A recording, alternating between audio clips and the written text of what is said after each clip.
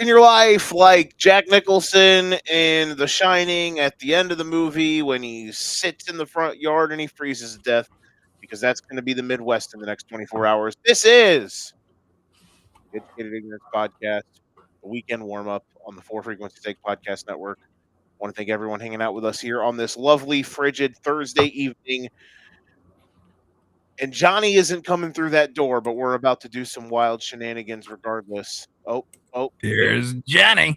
Nick Brink's about to come up with a pop culture reference. Gentlemen, it's my podcast wife and my podcast side chick. We're all here together. Hi, boys. How we doing tonight?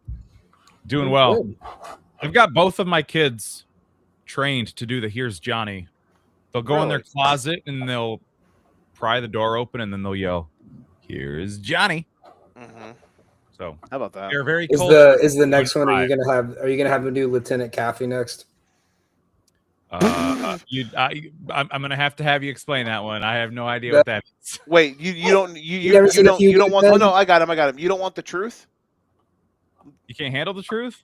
Yeah, Lieutenant Wein. Come on now, Lieutenant Weinberg. That is a reference that went over my head, guys. So by this time next year, Nick, I'm gonna need one of your kids on. We're gonna have to hear the entire "I want the truth" speech. I just want to know if your kids are, when they wake up in the morning, do they say, "We want you on that wall, Dad. We need you on that wall." Just don't ask them if they ordered the code red. Did you order the jelly? Did you order the jelly sandwich? Nick You're says, goddamn right I did. Did you keep crust on my sandwich? You're goddamn right I did. See, but you got to do it without telling your wife, and just have them just randomly spout it out one night. Exactly. We're just out here going back and forth, doing a few good men references. So that's a great way to get this show started. We're going to talk football. We're going to talk some other stuff. Nick's going to be quizzed on European soccer. It's going to be great. Nick's only going to be here for the first half of the show, and then we're going to get extra raunchy in the second half. Gentlemen, how's everyone doing? Nick, have you tried to lick any poles in, A Christmas Story style here over the last couple days? Because it's cold outside. No. I can honestly say I have not. Okay, good. Daniel, how's the weather out east? We are about to get a foot of snow this weekend, so everything has been heavily salted.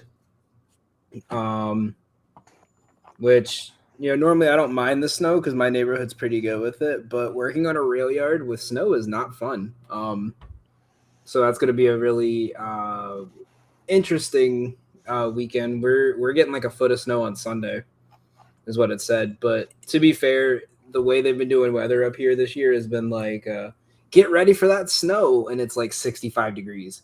So we could get 1 inch, or we could get an apocalypse. So we will see. But Danny's hat says he is ready for 1 degree. Huh? What'd you say, Nick? Danny's hat says he is ready for 1 degree. Absolutely. It's it's something else. We're about to be. I have to be at work tomorrow by 6, and I'm gonna wake up tomorrow and it's gonna feel like negative 31 degrees outside. So well, see, our apartment tricks us because we have a lot of natural light that comes in. So during the day before I go to work, all the sun's coming right into the apartment, makes the apartment hot. And I'm here thinking like, oh, it's not that bad. And then I walked outside to walk the dog, and the real feel was like 5 degrees. And all I'm wearing is sweatpants and a long sleeve shirt, and I was freezing to death. It be that way right now. This is the brunt of our stuff right now.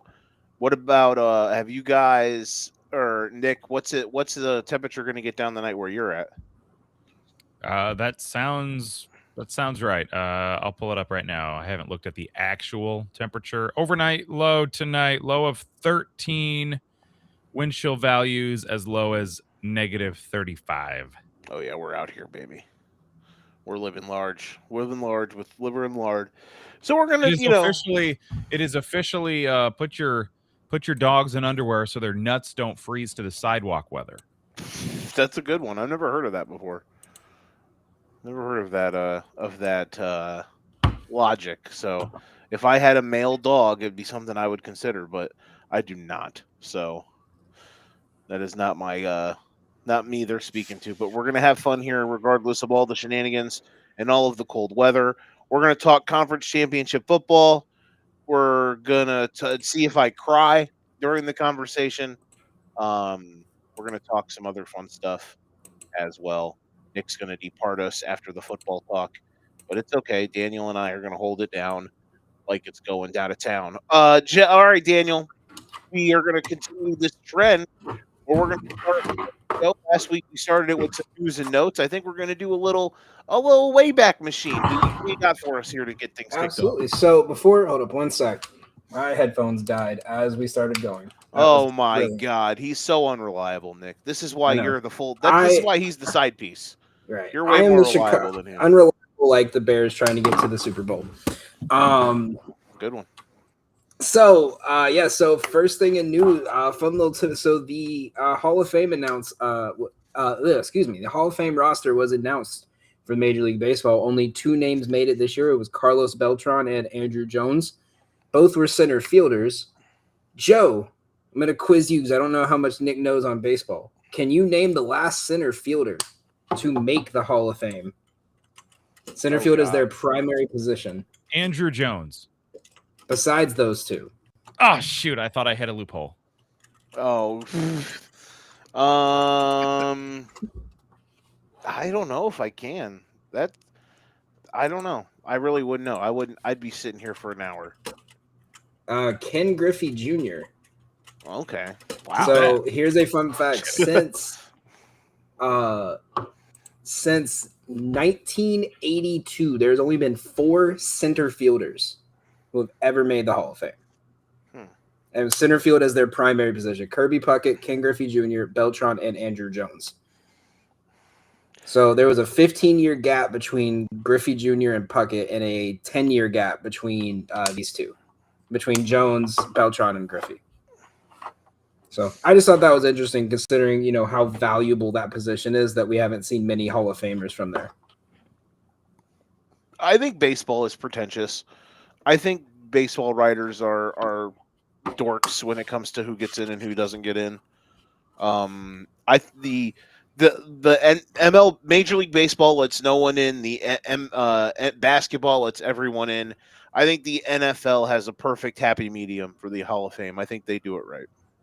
Yeah, that's a good take on it. I think that's why I'm glad MLB has started cycling the voters every 5 to 10 years, so that way we don't see there was that guy a couple years ago in Boston who admitted that he would never even if he thought they deserved it, he would never vote for a Yankee player because his whole job has been hating on the Yankees, and and I think he was the one who didn't vote Ichiro in, and he was the only person ever to do it or to not vote Ichiro in. So that right there pretty much should have told you everything you needed to know. But besides that, there was a couple things in the soccer world that I was not going to get into because that is going to take the entire time of the show, including the insane finals of the AFCON. So I've found some today in sports history over the last 15 years. So the first one on this list, on this day in 2016, the Cleveland Cavaliers fired David Blatt and hired Tyronn Lue. Oh, how about that? That sparked something. Yep. After this came after a game where the Cavs lost by 34 to the Warriors earlier in the week, looking completely lost and flat. It's unclear who will take the reins and will be quite an interesting decision considering the Cavaliers are a team legitimately contending for a title, wrote the Cleveland Chronicle. Blatt finishes his tenure 83-40, one of the highest win percentages of a coach fired within their first 3 years of the team. I can't remember if they played on Christmas that year, but I do remember obviously they played on MLK Day that year, and that game was in Golden State, and got that game they're talking about. They got Blatt fired. This is obviously during the 73-9 year for Golden State, and they shellacked him, and then Blatt got fired, and the rest is history. Cleveland, this is for you. On this day in 2017, the Falcons and the Patriots both advance to the Super Bowl, leading to one of the most chaotic Super Bowls in history. And nothing happened after that. Yeah. Neither team played another game. On this day in 2018, the Giants hire Pat Shurmur. Oof. Ooh, head coach? As head coach. Yep. Oh man, I don't remember that. This is a scary time. This is a scary stretch for them. You have the derpity derp man. You have Ben McAdoo. You then have Shermer, and then it goes to Daboll, I think. Yeah. The guy who might be the Bills' next head coach. I'm adding that to the docket, by the way. Snap call. So Nick, maybe add 10 more minutes than you expected. I want to talk about some coaching stuff before this was also the same year they hired Gettleman before they got shown. Oh boy. Smart people up there in New York. Fun little quote from the New York Times about it. Gettleman's goal is to attempt to lead the Giants back to a respectable spot in the NFL. Well, hey, they did make the playoffs in the last 5 years, man. You know, they won a playoff game before the Bears 2 weeks ago. They won a playoff game more recently than my team. So, whomst am I to judge them? Though now I can judge them because my team won a playoff game. And then we didn't get shellacked like they did. On this day in 2019, Mariano Rivera becomes the first player to ever be unanimously selected into the Major League Baseball Hall of Fame. He's the first person to ever have a 100% pick rate on his first try. I'm sure, Nick, how much do you know about Mariano Rivera? I know you're not much into baseball. Nah, I mean, the name rings a bell, but that's about it. And he's gone. Oh, down he goes. If this was a NASCAR, if it was a NASCAR person, is there any Marianos or Riveras in NASCAR? None come to mind. He told me he was having some internet trouble earlier, so we'll see if he can jump back on. Let's see here. I just texted him. That's tough. Maybe his power went out. Or got something. hit by a massive blizzard. He got hit by Mariano Rivera fastball. He did. Here we go. Oh boy. Okay, he's coming. He's alive. Building exploded. Yeah, we lost the second tower. Too soon? Nah, not soon enough. Computer tower. The first tower was okay. Is the second one went down? Yeah, that's what you're talking about. Lost the second computer tower. Yeah. Hi, honey. I'm back, bitches. There you go. All right. So to continue, I was saying, so some fun facts about Mariano Rivera. More people have walked on the moon than have got a hit off of Mariano Rivera in a World Series game in his entire career. He has the lowest ERA of any pitcher to pitch in multiple World Series. He is a 0.7 ERA, and he is the last player to ever wear number 42 in MLB history. Because he was wearing 42 before they decided to retire the number, and got the permission of Jackie Robinson's family to continue to wear 42. Back to football. Eli Manning on this day in 2020 retired his 16-year career. He started 234 games and with 366 passing touchdowns and 57,000 passing yards. And then the last three here, actually might be four because I know Joe was in love with this man. 49ers defeat Packers 13-10 to advance to the NFC title game in 2022. And the next year, 2023, is when the Bengals defeat the Bills 27-10 to advance to the AFC title game. I remember that one. That was a fun one. And the last one here, Jets hire Aaron Glenn on this day last year. Oof. Tough times. And they still have no interceptions since. They had none of the interceptions. They have no interceptions since then. Did I bring up the stat that someone showed, like if you rolled over like a $10 bet on their interceptions? Yeah. That's I might do that next year. Probably gonna get a pick in the first game. Oh, you know they're like someone like they're gonna like all the sports books are gonna bring up that stat, and then they're gonna put whoever they play week 1 as like minus 200 for under or something, so no one will bet it. Yeah, no kidding. I can't wait to see what they do, like how that works, or not how that works. I sound stupid. Or just I can't wait to just track that, see how many passes it takes. Watch Like them next year. Next year have the most interceptions. It's worse from first. That would be funny. They create like 70 takeaways next year. Yeah. All right. So before we get in, do we want to go quiz Nick on his German football knowledge? Absolutely. All right. So let's try it out. All right. So for reference for the people watching, before the show started, Nick was telling us about his history betting soccer, and he pronounced the team name wrong. So naturally, knowing me and Joe, we had to quiz it. So my first thought was, ooh, let's go to the German soccer world because these team names are kind of crazy. So I found 3 that I think one's a little easier than the other. There's one that's easy, one that's hard, and there's one that I am 100% confident you're not correctly pronouncing. So you're gonna put it in your in your name box so I can just see. So I'm gonna share it on screen here with the team logo and their name, and then yeah. All right. So the first one we got here, nice and simple. Bayer for Leverkusen. I'll give you. It's Bayer Leverkusen. Yep. Is Leverkusen. that supposed to be? Why are they sponsored by Bayer? I was going to say. I thought it was. Yeah. Are they supposed to be? Because it's the same logo. It is the logo for the aspirin. Yeah. It's just where they're from, basically. There are some teams, like there's one team that they're sponsored by Red Bull because they were just called Leipzig, and then they the owner bought Red Bull, and so now they're RB Leipzig. Next one here is one of my favorites because I still barely know how to pronounce this one.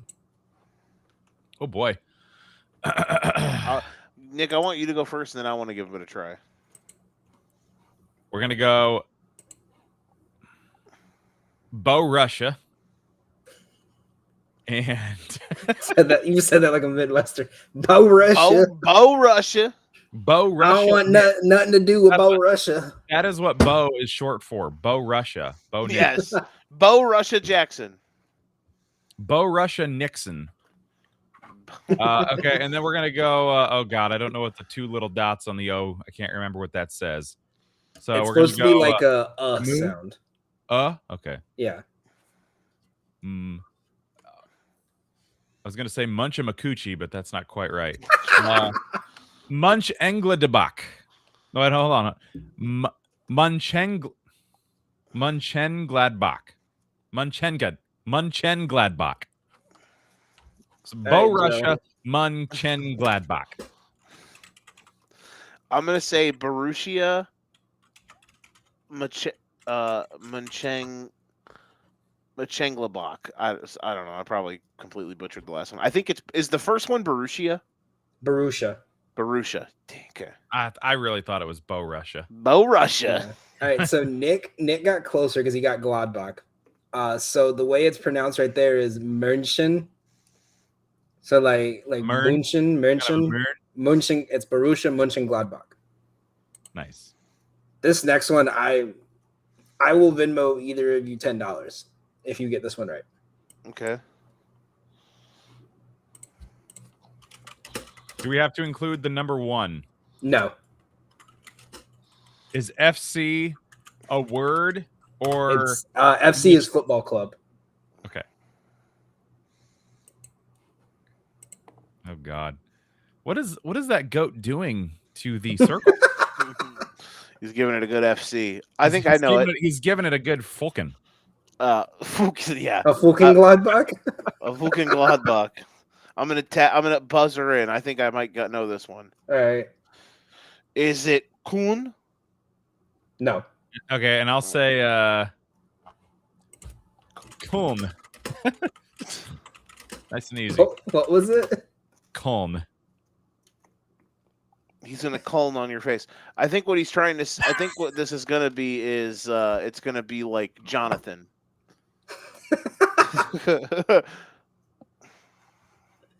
All right, what do we got? It's Nick was closer again. It's Keln. Keln. Huh. Okay. It's technically Cologne.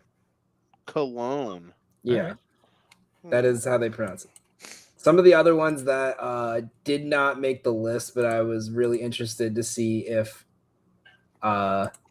Nick could do it, where there were some ones in here like Eintracht Frankfurt, Sport Club Freiburg, and then my favorite, Hamburger. Hamburger. Like from Pink Panther? Yeah. All right. Now let's get into some American football. America. America. Right. How do you guys think that we did last week on our picks? I went 100%. All I know is, if I remember right, I think I went contrarian to the 49ers pick because everybody else took it, and that went well for me. I don't remember anything else. You did, actually. So I looked like a genius. But that was the only one. I don't remember the others. So, all right. You're going to take us step by step, bet by bet, game by game, how we did? Yep. All right. So, we have... I was going to say, you could ask us, and that'll be a trivia question for us. Like, do you remember what you picked? And I'll be like, I have no idea. Yeah, Nick would have looked you right in the eyes and said Mönchengladbach. Mönchengladbach. We all took the Bills to win. Nick just took their money line. Danny took Bills plus 3.5. Yay! But he parlayed it with Josh Allen anytime touchdown. Boo! Fuck. Oh, you didn't take Josh Allen's 7 interceptions? No, we didn't. I took Josh Allen anytime touchdown, so we all went 0 for 6. We went 0 for 6 in the Bills game. We went 1 for 5. Or no, we went 3. We all picked the Seahawks to win. I picked the Niners to cover. Danny picked the under. Oh, bad beats are us. You know how mad I was? I was like, all right, 41. Like, I was like 41-3. Like, we're good. Or whatever it was. Like, I was like, all right, just no more touchdown. Yeah, I was like, no more touchdown. Yeah, I was like, no more touchdowns. Like, we're good. I was like, they're not going to score. I was like, come on, just run the. We're not good. You know how mad I was? I was sitting there at work. Everyone's like half asleep because we didn't have a train coming in for another hour. I go, God damn it, Kenneth Walker. Super fucking loud. All right. Danny and I both picked the Patriots to win.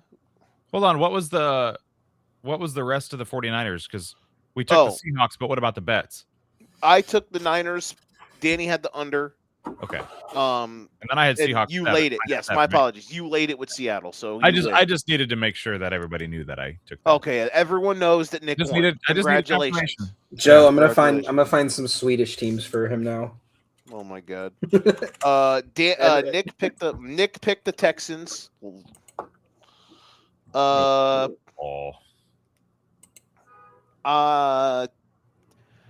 Danny, what a pick here. What a pick here. Texans under 19.5. What a useful. The nuts were put on the table. Nick, Texans plus 3.5. Nope. I meant plus 3.5 turnovers. I don't even know. Well, yeah, they probably were within plus 3.5. There you go. There were a lot of them in that game. And then I had Drake May over 40 rushing yards. No. So, yikes, McGikes. Next up. We all have the Patriots winning? You had Houston winning. And that was the last game on the weekend. There was no other game that was played. Moving on. Let's rip Joe's heart out one more time before you tell us what the bets were. Did you win any bets on the Bears game? I don't think so, because I think he only had 2 kids. No, I lied. He had No, I did. Yeah, we're out here. Luther Burden had 3 catches. Woohoo! We're back. The Bears. Small miracles.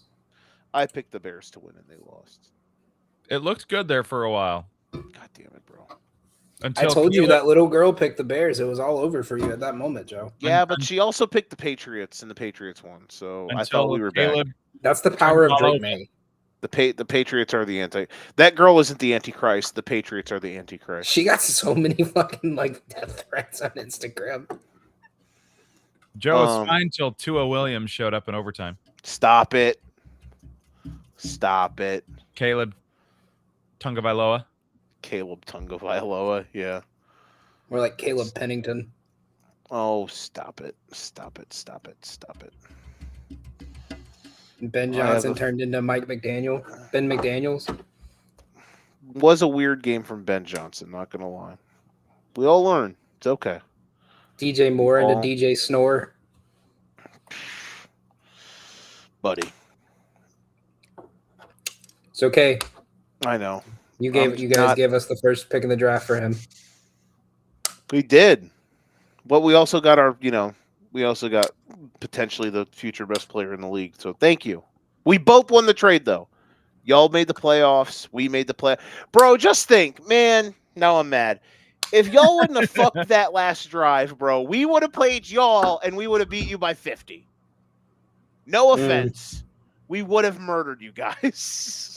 Nick, how upset do you think Joe would have been if the Panthers had won that game and if they played the Bears and beat them? Oh, I would have locked myself in a closet.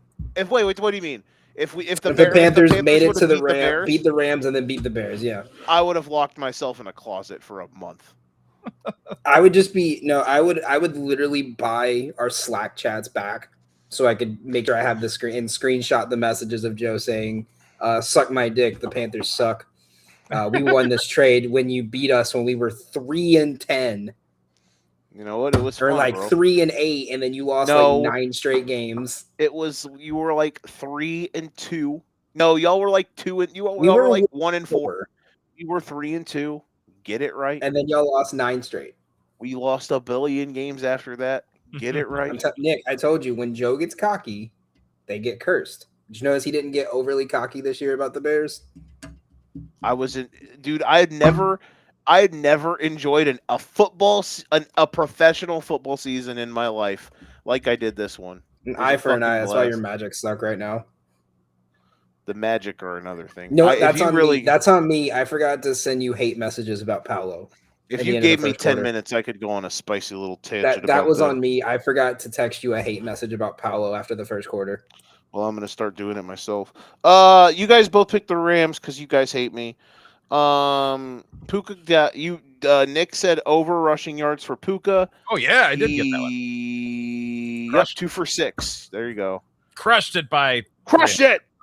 And then full game under 48.5 by Daniel. Good call. Great call. Even. So all in all. Let's see here. I went 1-3 on this and 2-2. You went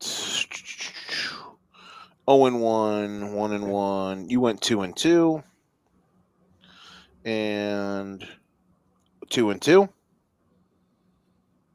That was Nick, and then Danny went 0-2, 2-2. Oh my gosh, just a whole lot of average. But he went 3-1 in his straight up picks. Daniel, everyone, give him a fucking handy. He did it, boys and girls. Good job. Give him a fucking handy. Yeah, 6-6. Hang on, 8-4. Let me just all over you. Very close. All right, let's keep it rocking and rolling. Conference championship weekend.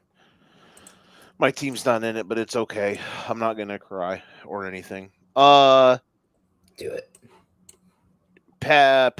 Who's playing? The Patriots and the Broncos.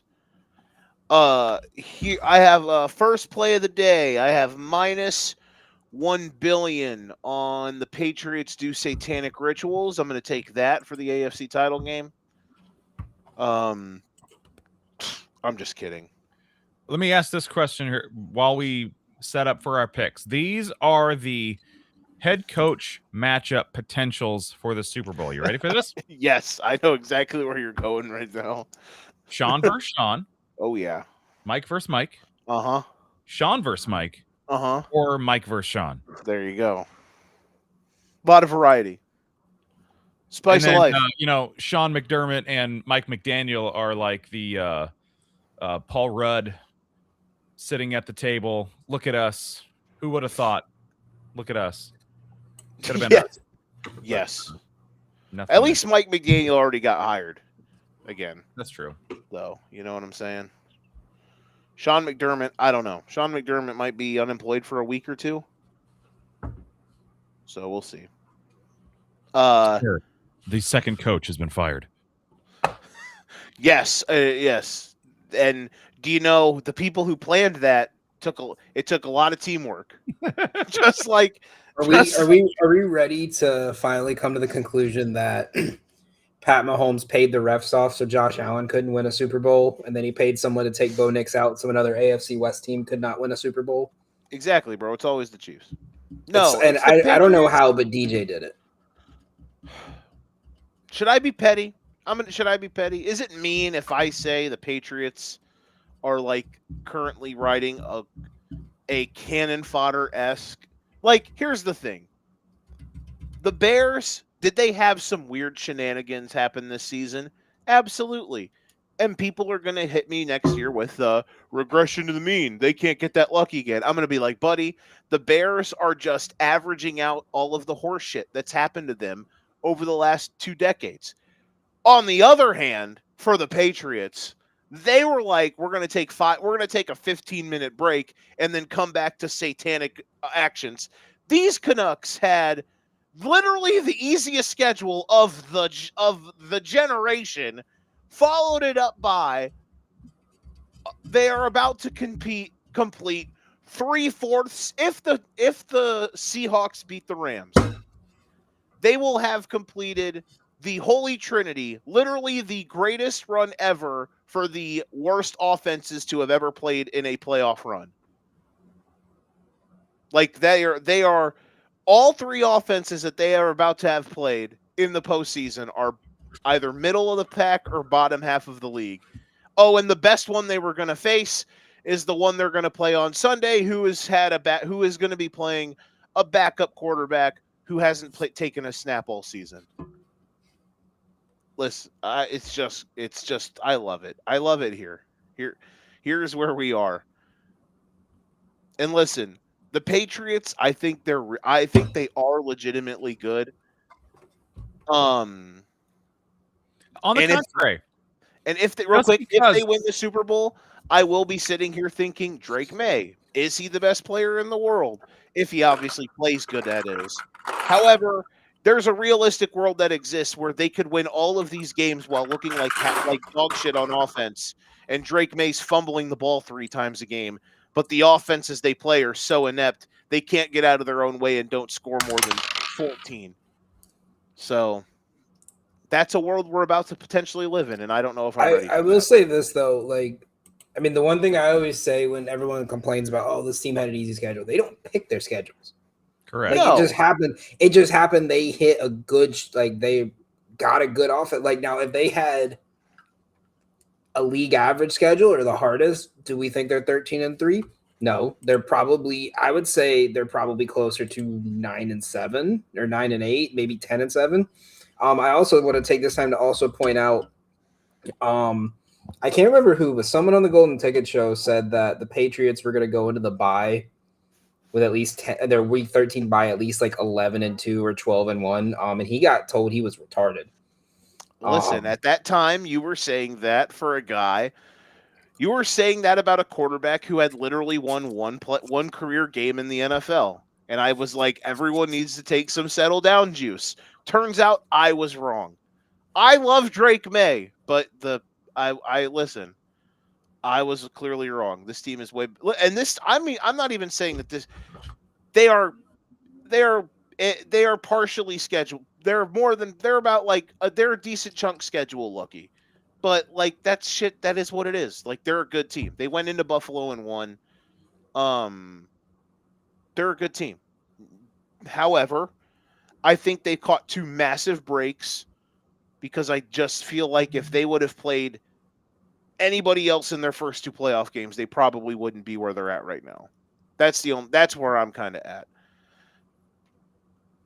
Just because you have the easy. I mean, that's fair, but I would also say, like, I'm looking at their road games this year. Reality, the only defense they've played that you could say is top half of the league was Buffalo. Because looking at their road games this year: Jets, Ravens, Bengals, Buccaneers, Titans, Dolphins, and Saints all on the road, right? Buffalo is the only one that had like a somewhat of a decent defense. They still put up 23 on the road in Buffalo. Which the one thing I'm going to be very interested to see in this game is both these teams on their home road splits have been super high scoring, but both teams have really good defenses. I'm curious. Is anyone are either of y'all, because I'm not, are either of y'all taking New England to just roll and like lay? Are you willing to lay the 4.5? Because I think this game can be close. I think if this was closer to a touchdown, then if it was closer to a 6.5 or 7.5, then I might look at Denver. I don't think I won't touch Denver. But if you told me the worst case scenario is New England wins by 7, I wouldn't disagree with you on it. Yeah, I'm not going to take Denver, but I won't. I wouldn't lay it with New England. A lot of people thought this market was going to skyrocket the minute. It's gone down. It was 5.5 on Sunday. Actually, it has kind of jumped a lot. So I opened. I would still feel comfortable taking New England with the points. Myself. You would lay it. I now is it a bet or a pick that I'm going to make? I don't know, but I would feel more comfortable if I had to pick a side. That's the side I would pick. So I will say this: just answer this. How much different is the team they're about to play in Denver different than the team they just played this past weekend? They got CJ Stroud. He looked silly. Really maybe one of the best defenses in the league. Where Denver, they've got good defense, but do you think a quarterback can start one game all season to go to the Super Bowl and he can cover 4.5 points? Here's my thought process. Yes, home field advantage maybe that's the big difference for I think that matters. Denver. I mean, it doesn't. I think you agree with me. I think you agree with me in saying that it definitely doesn't. It definitely matters. The home field. Yeah. I mean, it doesn't. This does matter, but it doesn't matter. The Patriots are historically 0-4 in playoff games in Denver. And again, but that was just with Tom Brady. They didn't have Drake May then. Exactly. So that matters a little bit. It matters a little bit. Now if I was a Patriots fan, I'm sure Don will say this tomorrow. He's going to say, ain't no fucking player on those teams playing on Sunday. And I agree with that. I think the Patriots are going to win. Here's what worries me. I do think that they will be able to, they'll have a half before, unless, okay, let me not try to talk in 15 different circles. I think the matchup is way better for Denver than it was against this defense than it was for Houston against this defense, because I think they're a better coached offense. I think that they're a better offensive line. Does that make sense? Obviously that makes sense, correct? So I'm not going to sit here and worry about what did Houston run for last week? They ran for like 22 carries and 30 yards. I don't think Denver is going to do that. I think Denver is going to come out and try to set a tone. I wouldn't be shocked if they won the toss and they took the ball and just tried to go have a 17-play, 65-yard drive that took 10 minutes. And even if they got a field goal out of it, they'd be tickled pink, because their game plan probably is going to be, let's literally take the air out of the ball. Pun not intended. Danny died again. And let's take the air out of the ball. Let's not allow New England to possess the ball at all. Kind of one of those game plans. I do think this New England defense is gettable. They can be ran on, I think. And I think the Chargers and the Texans both had inept offensive lines. The Broncos do not have that. That is where I do think that where New England's defense the last 2 weeks has turned into God mode, and Milton Williams has turned into has looked like an all-pro. He's a great player. I do think, even though Stidham is playing, I do think that's a bit of a matchup thing that is going to be where Denver isn't drawing dead. Does that make sense? Yeah, I think so. Like, even though it's on the road, if their offensive line sucked with Stidham in there, I'd be like, yeah, they're cooked. But I think they're going to be able to block New England, and we'll just see if they can run the ball enough, at least to make this close. What do you think, Danny? So that was my take here. Has been, I think that the Broncos' offensive line not being a corpse like the Chargers and the Texans' offensive lines were, I think that makes this matchup much different than. I think he crashed again. He did. Oh, poor Danny. So that's where I'm at. Danny boy. What do you think, Nick? Where anything else from that? I still feel comfortable. Maybe that's going to be my pick of record, just to stick with it. Yeah, playing on the road, that'll be the big thing. I mean, they haven't had to do that yet, and obviously the Chargers and the Texans didn't really challenge them with their offenses anyway. Mm-hmm.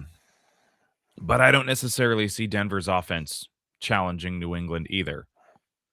So to me, if the Patriots don't cover or the Patriots don't even win the game, Denver's defense is going to have a hell of a day. May might turn the ball over several times. But I don't really see a world where this is like somewhat high scoring and New England doesn't roll.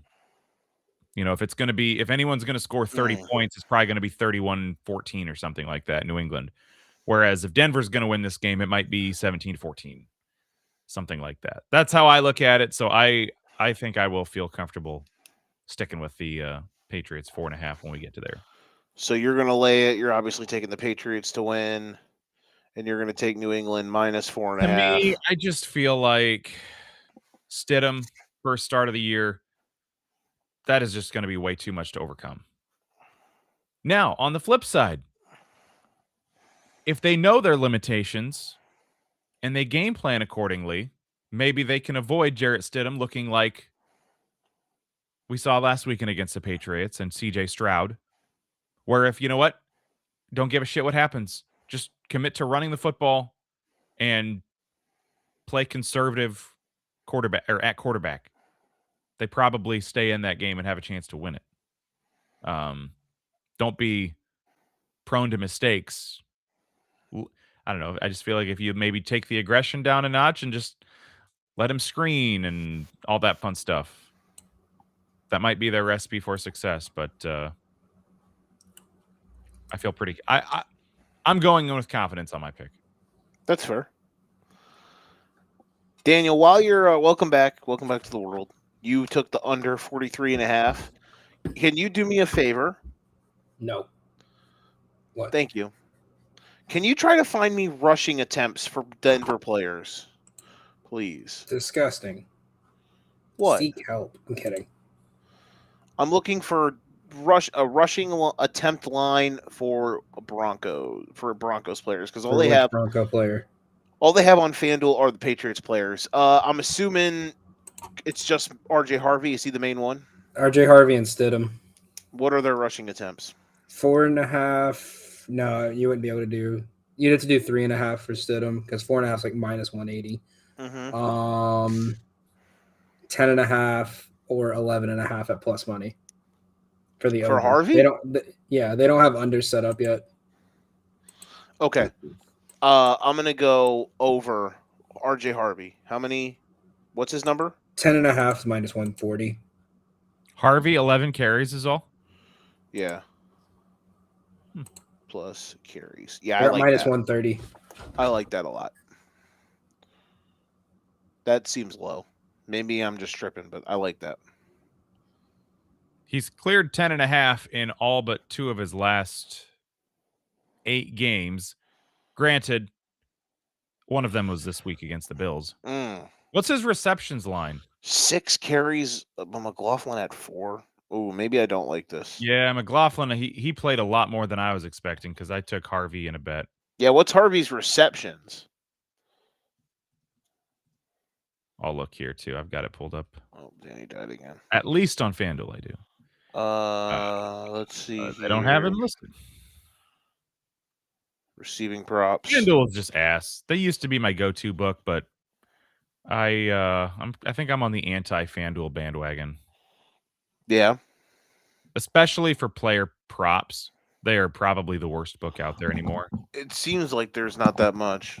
Because one, I mean, they're pretty limited, but two, DraftKings, Fanatics, Bet365, they've all got some kind of injury insurance for first halves of games that FanDuel does not offer.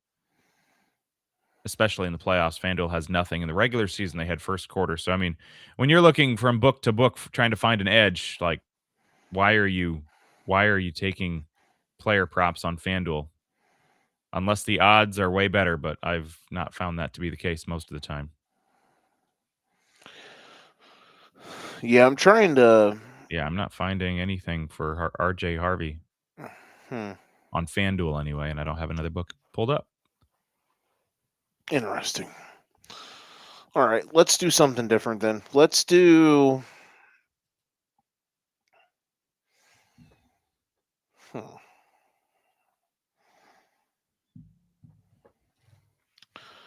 Let's do Keyshawn Booty over 30 or plus. Let's do Keyshawn Booty. He may have the best name in the NFL. Let's do Keyshawn Booty over 35.5. Wait a minute, hold on. Here we go. What's this? Players. Okay, here we go. Now we're talking. Yep. Okay. Let's do Keyshawn Booty. I like this. Booty over 18.5 yards, longest reception. I feel like that they're going to try to the Patriots are kind of one play a game where they hit these home run balls, and Booty is the guy that they've been kind of forced of hitting them to more times than not.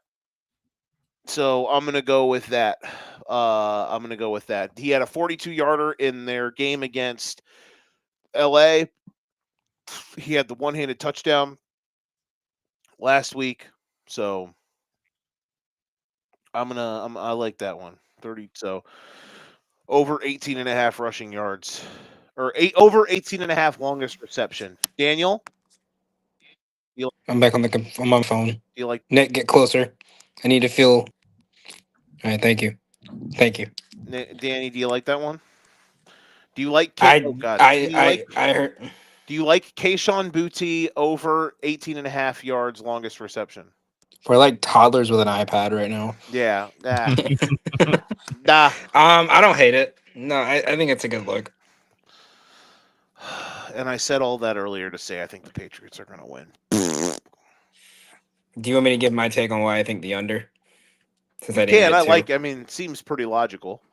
Yeah, I mean, so my big thing is like the public is hammering the over, and I think they're thinking that mindset of like, oh, this is, a bad backup quarterback versus starter. They're gonna blow them out the water. No, it's still a top 5 defenses facing off, right? And we saw when Drake May played another top 5 defense how slow and low scoring that game was. Do I think there's a possibility the over hits? Yes. Do I think it would require Jared Stidham to blow everyone out of the water? Yes. So I might look at. I don't know if you can still see me or not. I do not know. Okay. I'm looking up a play. I just can't look it up on my computer because it's running like diagnostics. You're fine. Oh, damn, that's high. I'm gonna take the Broncos first half team total. It's not my official play. I'm gonna also look at taking the Broncos first half team total under 9.5. They've held every opponent so far in the first half low scoring. Mm-hmm. So I like it for that. But mainly, I like the under here just because this is if I think the Broncos know that the only way they're going to stay alive in this game is if their defense shuts down the Patriots. Mm-hmm. So I think the first half under is in play. I think the Broncos team total is in play. But if anything under 42 and a half, anything you can get above 42 and a half, that's at a decent price. I'll pay it to get 43. Okay. All right. So for under 42 and a half on the number 43 here. and a half. 43 and a half, sorry. Minus 125. All right. And I'm assuming you're picking the Patriots. Yeah. Okay. Can't wait. Fucking Patriots back in the Super Bowl. They've had it the hardest out of every fan base. I mean, they really have 6 years without a Super Bowl run. Nerds. We're 2 games away from everyone telling us how Drake May is the best player in football. Well, I mean, I don't see Caleb Williams fan pages on Instagram. Yeah. Yeah, I see Drake May lover a lot. Shout out to them. I love Drake May, but man, I run the Drake May lover account, but damn. Have you seen what they've been like? They've been because his wife posts baking videos of stuff she makes and food she makes for dinner. Really? And everyone in the comments is like, "Careful, make sure there's not too many spices because Drake's tummy is sensitive." Or "Oh, I hope he enjoys this and gets well rested tonight." That's funny. Shout out to Luke May's brother. All right, moving on to the real Super Bowl. Ladies and gentlemen, maybe I'm a hater, maybe I'm realistic, maybe I'll be wrong, but Super Bowl 60 takes place in Seattle, Washington at 5:30 Eastern Time on Sunday, and I'm still sad now, but I think when this game kicks off, I will be ready and I will be ecstatic. Because if you would have told me about 6 weeks, if you would have told me a month ago that these two teams are going to play for the NFC Championship game, I would have been doing push-ups on picket fences. However, I didn't think it would come at the expense of my heart getting pissed on. Regardless, we're here and we're excited.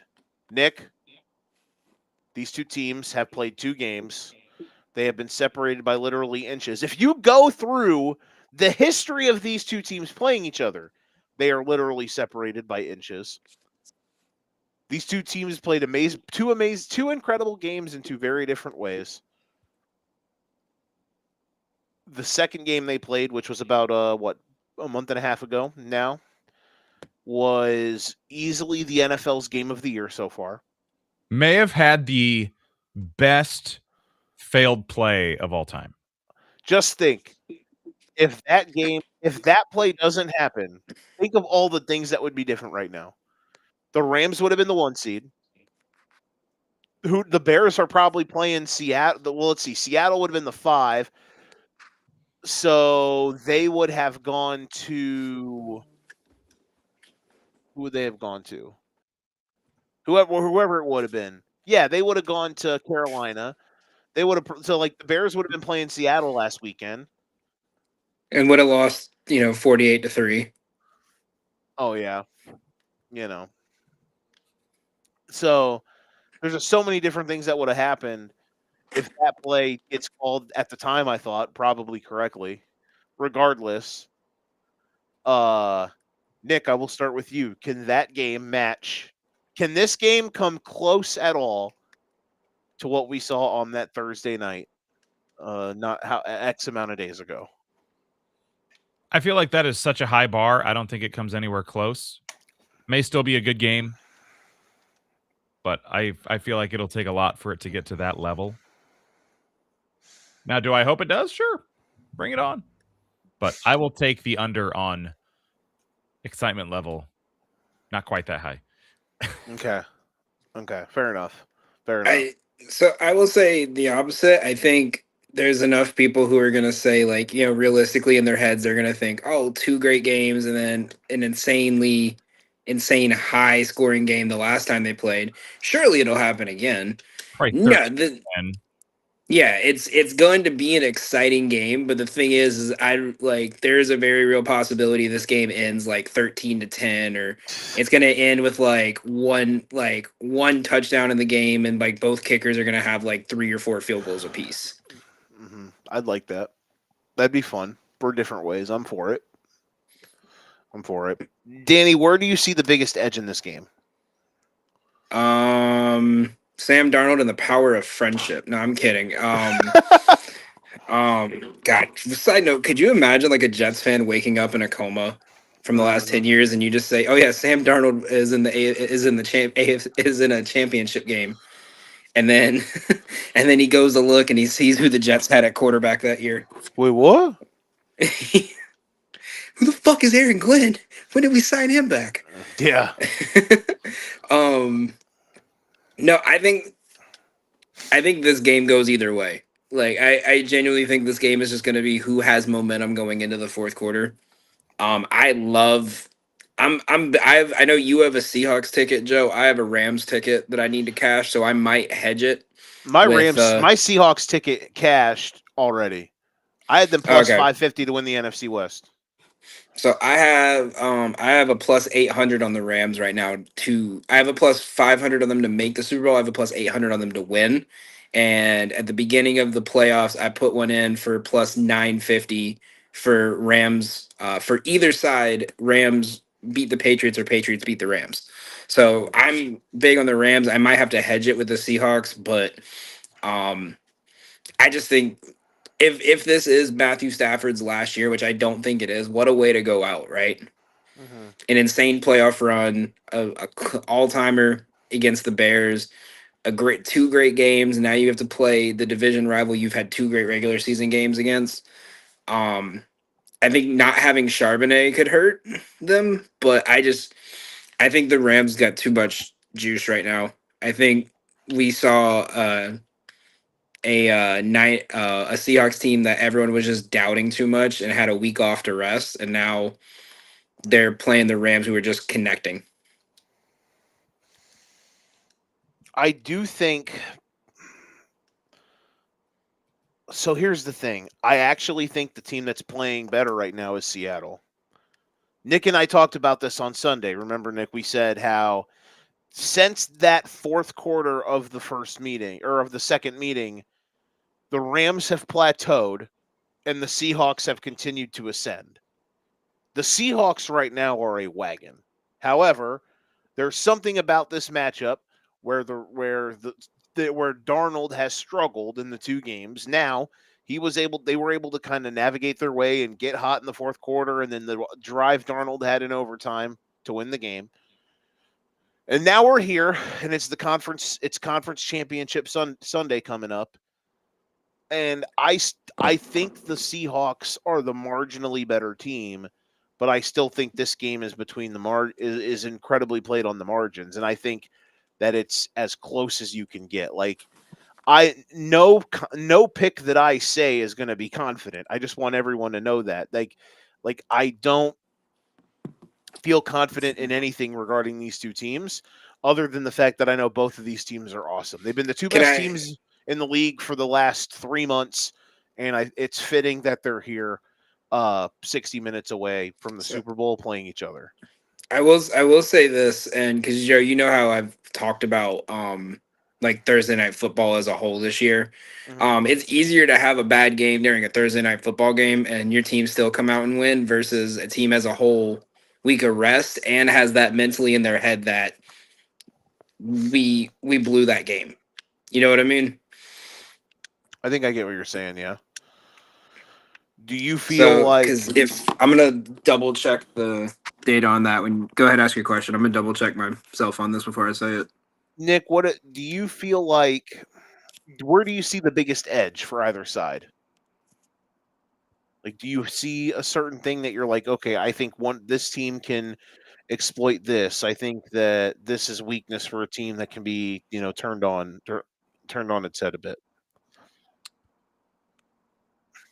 I know we've talked about it over the course of the year, but to me, Seattle's defense, and honestly, maybe even lumping special teams in there. I mean, in the first matchup, special teams was a major part of Seattle's comeback. They really got the ball rolling. But to me, I look at the Seattle defense, and in their last 2 games, they've given up 9 points, right? Bingo. All San Francisco. Mm-hmm. And I almost called them St. Louis. The Rams, their defense isn't really scaring me right now. To me, Stafford's playing well, but he's not playing great. I think he's been around 50% completion percentage, it feels like, for the last month. So I feel like Seattle's defense can take advantage of some things. Mm-hmm. So that's where I look at this game, defense/special teams for Seattle. That to me, that's the biggest edge for anybody in this game. The Stafford has kind of been a bit of a roller coaster in both playoff games. I think his hands hurt. I feel like it's hurt a lot more than they're letting on. He was really dying to give the Bears the ball on Sunday, but the Bears got kicked in the dick with turnover regression in their 2 playoff games. That is where the Bears got varianced back to earth. Was all the football? There were a total of like 5 fumbles in the 2 games, or 6 fumbles in the 2 games that the Bears forced, and they recovered 0 of them, which gotta love it. I wonder if like if the Rams are going to be able to live on that fine line. The special teams too, man. Oh my God, it's just annoying because my team had to play them, but the Rams special teams are terrible, and I feel like if they don't win the Super Bowl, it's going to be because their special teams goofs it up. And I was expecting it to be a much bigger difference on Sunday than it was, but somehow, some way, they were able to play the special teams to even in the game against Chicago.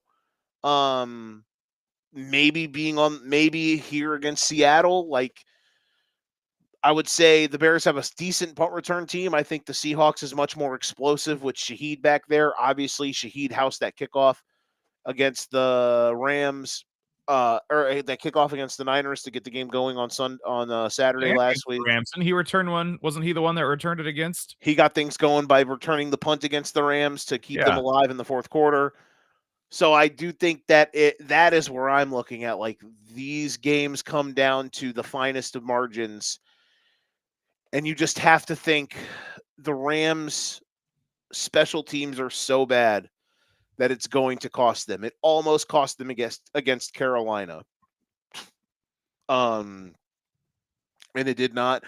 I feel like this is a game where if they do have a special teams gaffe in their back pocket, it's going to be in this game.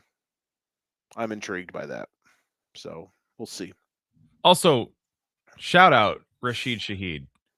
The how big do you think Seattle looks at that trade right now and be like, for somebody that hasn't scored an offensive touchdown for them, how huge he has been? I never thought that this would be how he would be effective. Darnold since that first Rams game, his offensive output throwing the football has really shrunk. Like, in the first 10, 11 games of the season, nobody was more efficient taking shots downfield than Sam Darnold. But then he threw that 4-interception game against the Rams, and he kind of has been turtled. He's only thrown like 9 or 10 touchdowns since that game. And when they got Shaheed at the trade deadline, I thought, oh, God, Shaheed is going to just open the field up so much. He's going to be an extra guy to stretch the field and just kind of be a deep threat, which is what he's always been. But instead, he's been this special teams gem that they have, which has been incredibly fascinating to see that is where he's buttered his bread, here since becoming a Seahawk, which is cool to see. It's cool to see that trade being utilized in a way that I never imagined it would be. Does he got one more in him? We'll see. Danny, you got you muted, Bart. Yeah. I mean, that's fair. I think as someone who watches the Saints a lot, Shaheed just kind of started floating into that role of just like you remember when Pat Mahomes for a while was just like, fuck it, Tyreek Hill's down there somewhere. Like that's kind of how it felt with Shaheed. Like it was like, all right, are we giving him a 1-yard drag route, a trick play, or are we throwing it 50 yards down the field? because there's 4 defenders guarding Olave right now. I think pairing him back up with his former offensive coordinator does wonders because he knows exactly what he needs to do to be effective. That being said, I would say also, like, I would say the regression for Darnold even probably came before that game. Jokes. I mean, if you remember their game before that, they played the Colts.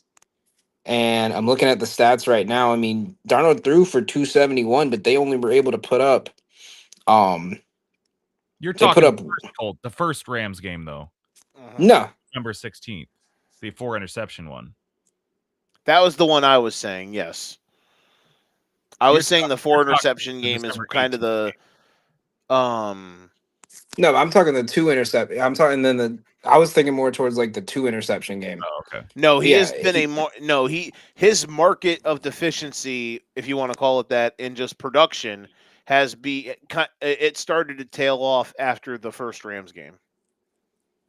That is where his line of demarcation has started. He's still been good in the majority of these games. It's just he had a bunch of touchdowns until the 4-pick game, and then since then he hasn't had nearly as many touchdowns. Yeah, I think that as much the Rams defense has been a lot worse if you like looking at it, but when you also look at who Seattle had to play and how like kind of stagnated their offense was, I mean, I was never sold on San Francisco's offense anyway because it was give Christian McCaffrey the ball and then wait to see who's open after they put all 11 defenders on Christian McCaffrey. I still think even with Seattle's defense, I think the Rams have figured out a way to put points up on them. I think Seattle hasn't had anyone score legitimate points on them in a while, and I think it could hurt them in the process. With their last two games, they played a team who couldn't put up a touchdown on them. What are you going to do when Matthew Stafford? You're not playing Brock Purdy with Juwan Jennings and Christian McCaffrey touching it 100 times. You have to go against Kyron, Puka, and Devontae, as well as Colby Parkinson, who's been playing out of his mind this postseason. So I think this is just a different type of offense that they haven't played in a while. And I think they can take advantage and really hurt them. And I guess we really haven't seen Sam Darnold in a can he shake off that falling off in the playoffs? Because it's easy to not fall off when your team's up 21-0 5 minutes into the game. True. I guess I'm not. I mean, he could. He can always wake up and become Mr. Pumpkin again. But I mean, we did 30 days ago see him shake off a shitty start and have a comeback and deliver against the Rams to win that game. So like that's why I'm not worried Darnold's just going to fade, but he could. I mean, he absolutely could. I also want to point out with that, do you remember that trend I brought up to you last year about teams after they played the Lions? Because the Lions play so physical, they always struggle the week after. That was a Thursday night game after they played the Lions for the Rams. And that was off, in my opinion, the Seahawks barely pulling out a win against Phillip Rivers. Correct. Yeah, I'm not. So I think that's what I mean when I say like it's a Thursday. There was a Thursday night football game. As much like it's a lot easier for Stafford and them to prepare when they had a week off after the Bears versus 3 days off once one of the more physical teams in the league. Oh yeah, I'm not disagreeing with you on that aspect. I'm just pulling from the most recent data point we have where these two teams played each other, which was the highest stakes regular season game of the year. That was also the best played game of the year. That's just what I'm pulling from. Yeah. Who are you guys picking to win straight up? Seattle. I'm going LA. Okay. Nick, give me your reason for the confidence, because you said that with some bass in your voice. With some hair on his chest? I just feel like they're the overall better team. I don't really see much for weakness. And they're at home. Does matter. And to me, just to get here, the Rams have had to come from behind or, face elimination in the final minute of their game or whatever. Because, like, They, for all intents and purposes, Chicago should have won that game last week if Caleb doesn't throw that interception. They are driving down the field to get in field goal range to win the game. Rams season's over. Yeah, if they don't throw that minutes ago, you're losing to the Panthers. Like they have needed some circumstances just to get here, and I feel like Seattle is too good of a team to let you get away with that at this point in the season. So I don't disagree. Seattle, and would it surprise me if the Rams win? No. To me, this should be a fantastic game. Should be one of the more fun games of this week and last. But yeah, I will take Seattle. I don't disagree with you. I'm glad you picked Seattle because otherwise I was going to pick them because I had wrote down the Rams, but I thought both of you guys were going to pick the Rams, and I was going to be like, oh fuck, so I'm picking Seattle. I really have no clue. Team of destiny, and all of those, overtime and late fourth quarter shenanigans will continue. Who knows? Hang on. I know Nick had his beer ready. I need my drink for this. Oh yeah, there you go. And that's not beer, by the way. I finished that. This is just water. Yeah, I know. I gotta catch up on my chalky milk. Cheers, boys. And here is Everclear. Joe's been drinking it 7 days straight since the Bears game. You can't feel sad when you're warm inside. Exactly. Man, we were really becoming America's team, man. It sucks. I'll be fine. That's bold. Hey man, everyone was all the media people I watched talking about how they would they were wanting to keep watching the craziness. Were those the same media people that called that said Charlie Kirk Yeah, they're big conservatives. I mean, he caught one from 143. They love how great America is, you know what I'm saying? Big China virus people. I thought that was funny, and y'all didn't even laugh at it. We're going to have a big game. China. That's Matt Stafford. I walked in. I said, look at Stafford. He's so great. I said, look how great he is. Wow. The greatest. He threw the ball so far. I said, wow, look how far that ball got thrown. We're big sad. Caleb didn't win. I said, wow, the Bears, they're real fun. I said, look at how fun they are. All right. What are your guys' picks? I'll start with this one. I'm going to go Kyron anytime touchdown. I'm going to go See, I'm stuck. I don't know if I want to take Stafford's attempts. You know what? No, I'm going to take is sponsored by Betalytics. Use code Gotham for 25% off. I'm going to take Matthew Stafford's passing yards, 250 plus.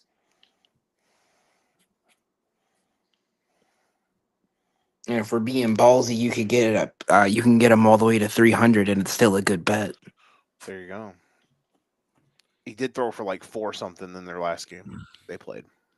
I think also when Betalytics has him projected to go over, it's like 9-2 this year also.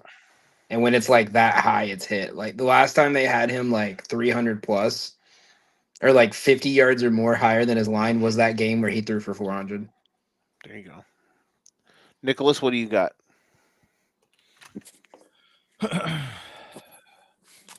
I'm really tempted to do something really crazy. Okay. Wild. I just want to see. I want to put these numbers together really quick. Okay, what you got for me, boss?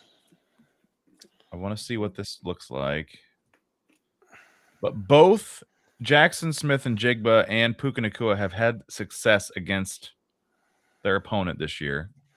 Puka went for 225 and 75 against Seattle. Mm-hmm.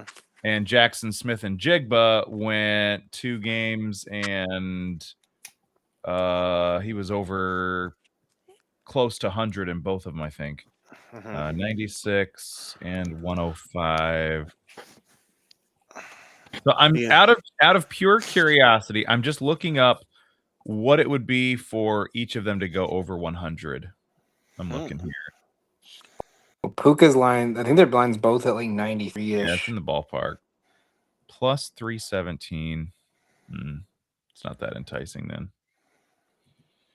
You could do like anytime touchdown parlay between the two, which is plus 339. I'm gonna see what this is. I'm gonna do both for 100 and both for touchdowns and see how smooth we're looking. Okay. 854. Okay, that's way too much correlation, I guess. Those odds are not. What were you hoping for? I don't know. I was just curious to see what it would look like. Okay. I had no idea what it might be, but I'll just keep it easy and take Seattle 2.5. Oh, you're gonna lay it. Why not? There we go. Or I could. Let me go back and look quick. Let me find my Puka. Because maybe I just ride the hot hand and have him cover 4.5 rushing yards this week. You're just gonna keep firing it off. You're gonna keep betting red 18. Possibly, but So I gotta do a little digging here quick. I have a fun fact for you guys. They already have the hypothetical odds up for every Super Bowl matchup. You guys want to hear it? Is Seattle Denver the biggest blowout? No, LA versus Denver is the biggest blowout. Like the lines? Yeah. Yeah, so if it's Rams versus Broncos, Rams are opening as 8.5-point favorites. Over-unders at 45. Seahawks Patriots, or sorry, let me do this. So Rams Patriots, it's opening at Rams minus 3.5. With the line with over-under at 51. Seahawks Patriots is opening at 3.5, and Seahawks Broncos is opening at 7.5.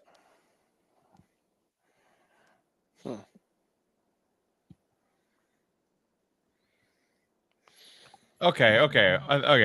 I like this. All right, let me lay it out for you here.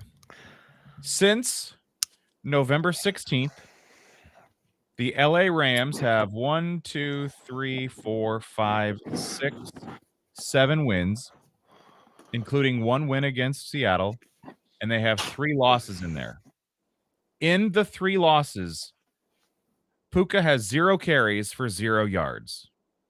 When they win, he has carried the ball in all but 2 of them. Oh my gosh. And he has covered 4.5 every time he carries it. So are you about to do what I think you're about to do? If the Rams want to win the game, Puka needs to run the ball. They want to win the game, right? They don't want to lose. Correct. Let's do it. That's my pick of the week. Puka rushing yards. Again. 4.5. Even though you have the Seahawks winning. Well, they want to win. Yeah. We'll split the difference. Puka over 4.5. I thought it's certainly possible he could cover, and he can still get that. And it's only 4.5 yards. I know. I thought you were going to do under 4.5 rushing yards with the Seahawks winning. I thought that's what you were going to do. That would be interesting. Okay. But yeah, let's. I got a fun one here. Okay. AJ Barner to have the most receiving yards of tight ends, plus 390. This weekend? Yeah. Oh, I love that. Plus 390 or Parkinson at plus 550. I would take Colt. I would take Loveland. Oh shit! Wait, fuck. never mind. He just had another drop. This just in: DJ Moore has finally hustled to get the ball. Yeah, he just went and grabbed it. He screwed me by getting hurt. I was 2 2 yards short of my parlay. Not good, Blob. I'm sure they would have loved him out there on that last drive. God damn it, bro. Fuck, man. I would be sitting here on this show right now telling y'all, I would have been like, man, Seahawks are good. And then I would have put the shades on. I would put my Bears beanie on, and I would have said, that motherfucker Sam Darnold's going to throw us the ball 4 fucking times. Bear the fuck down. But nope. That ain't happening. Oh, well. It's what it is. All right. We did good. Daniel, since you're having computer difficulties, are we just tapping out? We can save it for next week since there won't be a football game next week. Okay. Here's what I want to do, the three of us, the Thursday before the Super Bowl. I want us to do a full-on Super Bowl. We can either do a parlay, we can do a props draft, we can just do like prop locks. I want us to each come on here with like 4 or 5 props for the game that we can like either draft, or we can do a draft, or we can just do our picks. We can agree on stuff, we can disagree on stuff. I want us to have that for the Super Bowl, the Thursday before the Super Bowl. I'll cook up an idea for us and I'll What do you send it in. think? I think I have one. I'm thinking like we could do our top 4. Yeah, I much And would it's rather. like, so here's my thought. It's one game play. So like total spread, money line, whatever, right? Mm-hmm. A player prop, Mm-hmm. a novelty prop, Oh my God! and a touchdown score, and a like- first or a last or and a touchdown score. So like the stuff like the color of the Gatorade, the coin toss, the over/under on the national anthem. yeah, or even the Oh ones my- where it's like, they do the like one receiver to get 50 yards in a single quarter, like stuff like that. Okay. I think we should And definitely pick that up. And then as a tiebreaker, we can either take like the odds of each and figure out who won based on units, or as a tiebreaker, we pick who the last touchdown scorer is. Oh my God, that'd be something. We could do that, and that could be like, how Mount Rushmore has that like 5th weird head spot that's like way off on the side. Like they could be that, like so either that or like our starting 5, so like our Mount Rushmore plays, and then like a last touchdown scorer. Okay, that's a good little base. What do you think, Nick? Do you like that idea? That's fun. I was just gonna say, this is my what's the word for it? This is my, I don't know, words of wisdom or whatever for people, because I know people will want to bet on the coin toss. This is always good advice, but it's even better advice when you're betting on the coin toss. Do not bet on a book that does not give you plus 100 odds. There will be books offering plus 100. If you are taking heads or tails at minus 110, you are a fucking idiot. But then again, you're sports betting. You're probably doing 10-leg parlays. So I will say, you're betting on the fucking coin toss. Last year I got smart. So I had a bunch of different books that were giving boosts as long as the odds were below 150, right? So in one book, I put $25 on heads with the boost putting it at plus 110. And I went to another book and I put it at 25 on with a boost to put it at plus 115. So either way, I came out with plus money. Or granted, it was like I made like $30 off 25, but like still, that's a nice little way to cook up some money. That's what I used to do for hockey. I used to take the pick'em games, and I would take both teams to win in regulation because they were always like plus 100 or higher, and I'd take the risk on it. Honestly, in the NBA, I feel like there could be people out there that make a lot of money just betting on the plus money line team and wait till, someone goes on a 6-point run and then take the other and you get a couple plus money bets. Like, I feel like in the NBA post game, that probably works out more often than not, that you can get both teams. If you watch the flow of it, oh yeah, I got what was it when they did the London game? I don't know if I told you the joke I'm making with Joe is that every time I accuse players on the Magic of being like members of ISIS, or I think the exact one I used for the German game was that Paolo was the next Hitler. Every time I do that, they always come back and win. But the thing is it's because the Magic are a really bad first half team. So what I do is I find like the one team that's like really good in the first quarter or really bad in the first quarter, and I take the line. So like, what was it? A couple years ago, I think my biggest one, it was Knicks versus Bucks on Christmas Day. Bucks were like the best first quarter team, like the worst second, third, fourth quarter team, whatever, right? Bucks were up 38-14 at the end of the first quarter. Knicks are plus 300. And I'm like, ooh, now the Bucks have to play their bench. Plus 300, I put $100 on it. Halftime, they're still up 10. Took it at plus 120. Put another 50 on it. Knicks won by 18. So my original Knicks minus 6 won, and those other two. So yeah, I like it. That's the best way. One of the best ways to bet basketball is if you're watching a game, just like look if like it's like, oh, this team's like playing better, but they just can't hit a shot. The best way to do playoff games, I found, you can do it in certain matchups, but you can like double hedge both teams like plus 9.5. And if the game finishes in single digits, you win. Because even if you can wait, you can do it a certain way. You can do it just both at the time. We'll do both 9.5, and then you can wait until like there's a team that gets a lead, and you can then bet the 9.5 once the team comes or like as the team is trailing. I have one in baseball, and I take the 3 games with the worst weather, and I bet for no home run to get hit. Mm-hmm. And I put 10 cents on it. If you put them all in a parlay, like 10 cents usually comes out to like $500. Oh Jesus! I've hit one. There you go. Yeah, I just look for which games So at that's Wrigley basically have like 3. 30. That's basically 3 games that don't have a home run hit. Yeah, so like I look for the games like, all right, Wrigley in April, the wind's going to be blowing in 30 miles an hour and it's 20 degrees outside, rainy day with 2 ground ball pitchers in Atlanta, like, oh, the Dodgers I'd never use the Dodgers, but oh, the Rockies are playing on the road against the Mets and the wind's blowing in. All right, cool. I'm gonna just keep it like that. And then I think I did it like 10 times last year. I put $1 on each one and I hit one for $5.50. Sorry.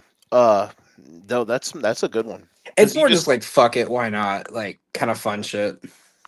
You're bound to hit 1 out of every 30 of those. I mean, I did hit the rookie of the year at plus 5,000. So that you did. I was proud of you. So now I have to get a Drake Baldwin tattoo. Because I said in a group chat, if Drake Baldwin wins Rookie of the Year, I will go get a Drake Baldwin tattoo. So now I have to go get a Baldwin tattoo. There you go. So 2 weeks from tonight, Super Bowl draft, or not draft, Super Bowl parlay, Super Bowl picks. Mount Rushmore. Yeah. And we can agree on picks. We can disagree on picks.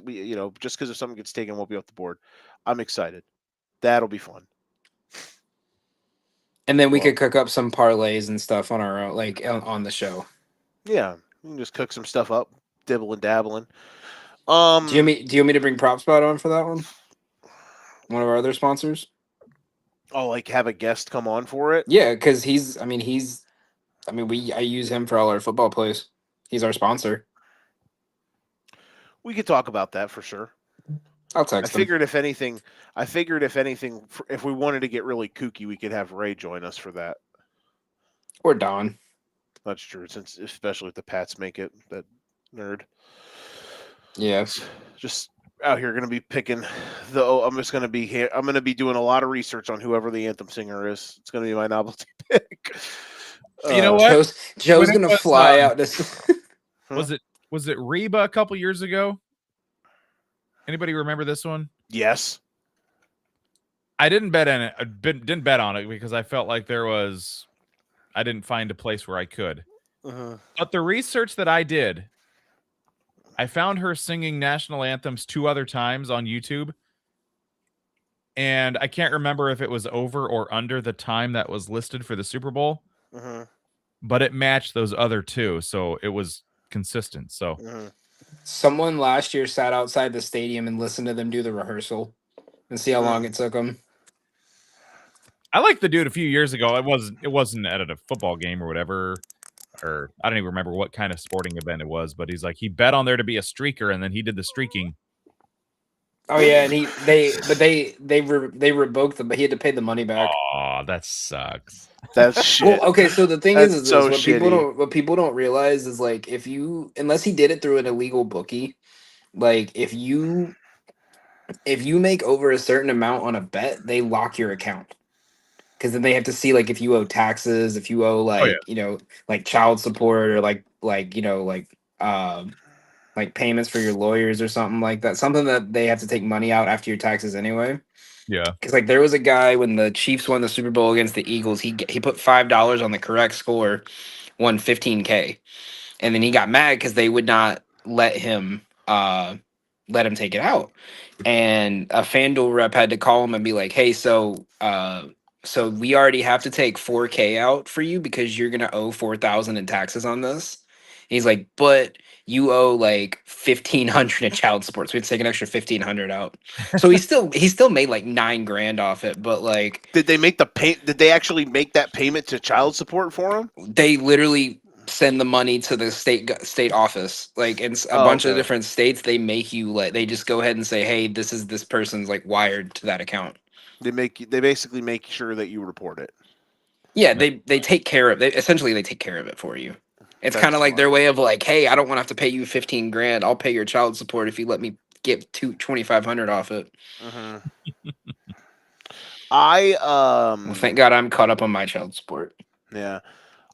I picked the Super Bowl. Was it the Chiefs 38-35 over the Eagles? It was. That is funny because I remember when that was before you and I were friends, Danny, and knew each other. But we did a big podcast. It was on record. It was that was the first year. That was the first year I was on the show. So you were a part of me absolutely fucking nailing that game and picking. I wasn't. No, I wasn't. I never did Educated Ignorance. That was when I first did for Frequency. Okay, because we did a pot. I think Nick and I did the show together, and I literally nailed beat for beat how the game was going to go, and then picked the score right. Now look, I put it on. This is on the record as you can get without me making a bet on it. I put it on Facebook. We have podcasts where I picked the game right. I literally said beat for beat how the game was going to go. I was so pissed at that one because my bet at plus 250 was for the game to end on a walk-off field goal.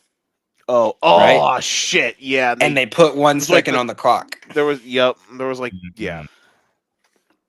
I was full on ready to like storm the DraftKings office. Yeah, now I can just go to Citi Field and gamble it anyway. Shout out David Stearns and his casino. Hey. So next week we will be on here doing some basketball stuff probably. But 2 weeks from now, go over baseball preseason. There we go. We're gonna do more soccer content. I'm gonna get you like diehard in soccer. That's my goal. Like, because your Man City team sucks, and they're playing my FIFA team next week. Juventus, dude. The World Cup's coming up, bro. We're about to be locked. Yeah, I'm gonna say that's my goal on this show is I'm gonna get you and Nick into like not like into it like I am, but like enough where it's like you have a team you're rooting for. I'm an international soccer whore. That'll be a cold day in hell when that happens. Nick, I promise you. I could get you in just telling you drama from some of these teams. That's how I got Joe in. We're about to be doing Olympics content here in a couple weeks. So I spend way too much time during the year watching NASCAR and NFL. I do not need to add anything else to my watching habit for the. Let's see. I'm trying to think of a team. Sanity and my family. The way we got Joe in is I told him of a Premier League team that's like the closest to the Bears. So I'm trying to think of who the Dolphins would be. I'm mad. Let me find it. I don't like the Dolphins right now. Well, no, for Nick, not you. That's a fair point.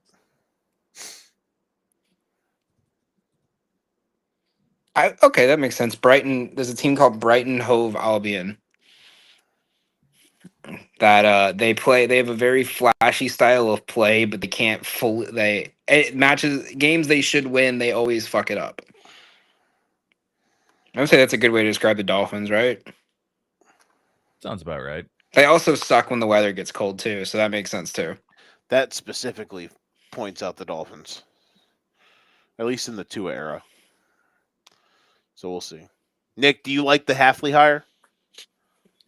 I honestly had no idea who that was when they announced it. I didn't know. I know that he's good at defending Caleb Williams for 3/4 a game, but that's about it. Good one. Yeah. He's gonna go to Tua. He's gonna see Tua sitting there with a jacket on. Cold? You think this is cold? Mm-hmm. We're in Carolina in November. It's 61 degrees, man. I have no. I like Halfley. They shouldn't have fired McDaniel. But it is what it is. Yeah. Well, I think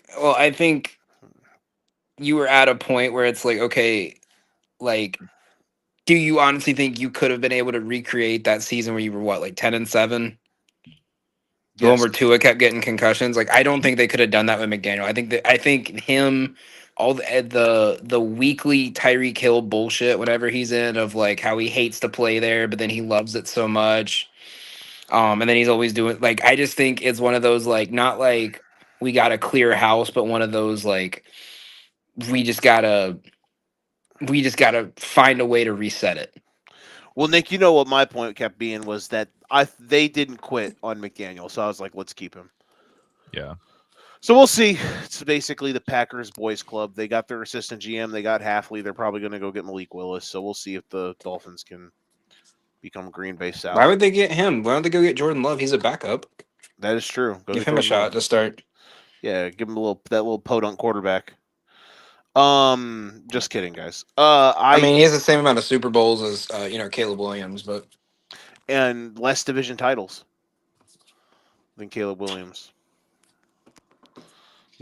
Out here, big truz.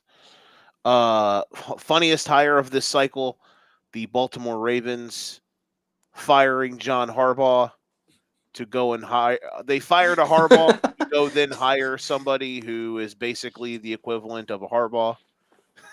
It's Harbaugh's little unadopted brother. Yes, they basically went and I did think they basically hired. I love Jesse Minter, but they basically hired the equivalent of Harbaugh's coaching child. I did think it was funny when they announced this morning that he was retracting his name from the Browns head coaching job. Yeah. Because he said he said he felt there was better offers out there, and my first thought was, oh God, they're hiring Harbaugh 2.0, and then that came out. Yeah. But did you see the Brian Flores news? He stayed in. So they have an extension pending, but if a head coaching job comes along before the end of the cycle, then they're letting him rescind his name out of the contract. Oh. So essentially, like if he gets offered. So they're basically saying if by the time all these head coaching jobs, but you can leave if you get a head coaching gig. Yeah, that's cool. It's essentially a coach option. The best way I would look at it is just like, hey, like if you want to stay, there's 3 years on the 3-year extension on the table for you. If not, and you want to go be a head coach somewhere, we're not gonna hold you against your will.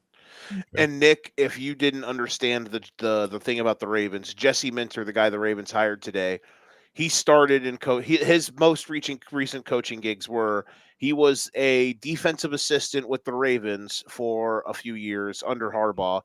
He then he was there to be groomed to go be John Harbaugh's defensive coordinator at Michigan when they won the Natty. And then when Harbaugh came to the Chargers, he brought Minter over with him to be the defensive coordinator on the Chargers. So he's basically. I knew that he was with him now. I didn't realize that it was pretty long. Yeah. And I did see forever. So the fact that the Ravens then hired him is fucking hilarious. And my favorite. It shows they're an unserious organization. My favorite with the New York Giants getting Harbaugh is someone posted that video of you remember the Ole Miss quarterback or the Mississippi State quarterback when he dove for first down and got like helicoptered. Yes. That video. Someone said Jackson Dart the first time he has to run in a Greg Roman offense. That is funny. No, Greg Roman's going to probably be the OC in Baltimore now. He won't. I'm joking, but that would be fucking hilarious. Bro, you got Cam Scatabo and Jackson Dart with the Harbaugh. That's going to be absolutely chaotic. They hired Harbaugh. The Ravens fired a Harbaugh to just go hire all the Harbaugh people. Just Harbaugh light. Just hilarious. And again, I think Minter is a good coach. I just couldn't fucking believe that. This just in, the Dolphins have hired Daniel McMike. Yeah. Daniel Dan McMichael. So, all right, we did great. We'll be back next week for weirder stuff. We'll be back in 2 weeks for the most weird stuff for the Super Bowl Mount Rushmore pick show. Can't wait for that. Might be the greatest show we've ever done. Until then, this has been the Educated Ignorance Podcast. For if you ain't got your game as fast as sticks, make sure your weekend is warm, even though it's not going to be here in the Midwest. Bundle up, folks. We'll see you guys next time. For Nick, for Dan, I'm Joe. We'll see you guys. Bye.